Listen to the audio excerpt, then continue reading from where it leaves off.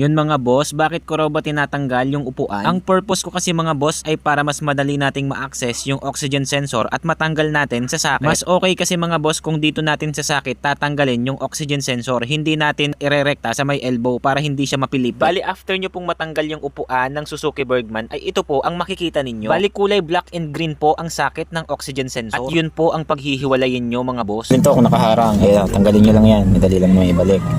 Tapos ito na yung pinakasakit mga boss. Basta may kulay green, nakaano sa ilalim, may kita nyo naman yan. Tanggalin nyo yan. Tusok nyo lang yung pinakalock.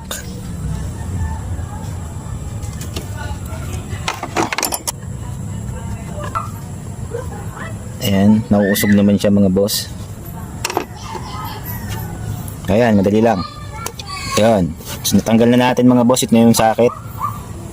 Saka natin tanggalin yung stock muffler mga boss.